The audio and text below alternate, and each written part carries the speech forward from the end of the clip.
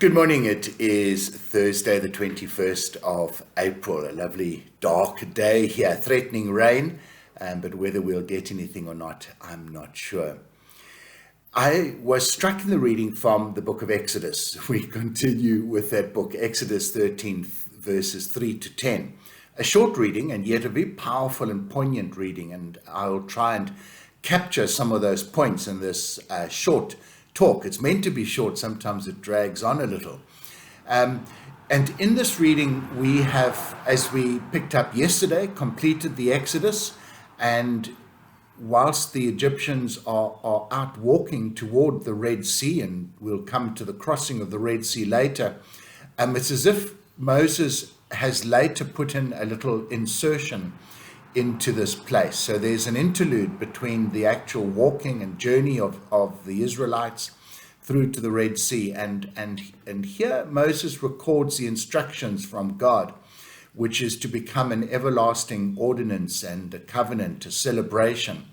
And it struck me that what God is asking Israel to do is what I would understand as certainly being very liturgical. There are things that Israel are meant to do, and it is to be done, in a sense, repetitively every year at this time. Just as a little sidebar issue, there's also, I believe, a lot of the worship of Israel which is very liturgical in its nature.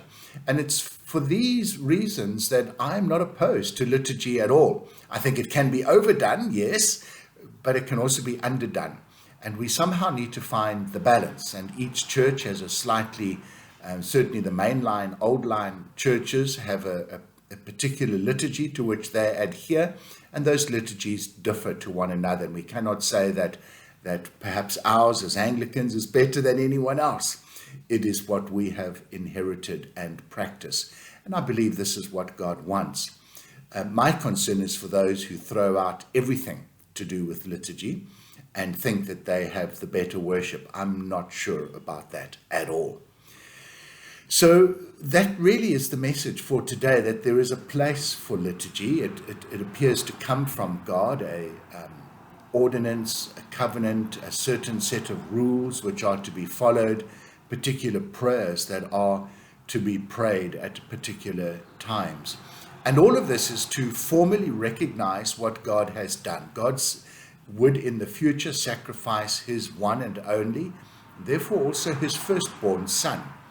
He calls for, it is only male animals that are to be slaughtered and sacrificed for the Passover.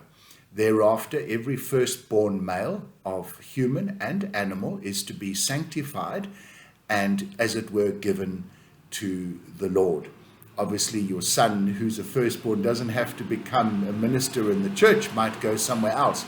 But prayerfully, they are sanctified and given to God. Liturgically, this is a remembrance of what Jesus will do in the future. And it is also, obviously, a remembrance of what God did at the Exodus. And those two are, the Exodus points to the coming sacrifice of Jesus all those many years later, which we have just recently celebrated now. And so this liturgy keeps us formally reminded of what God has done in the past, what we anticipate God to do in the future.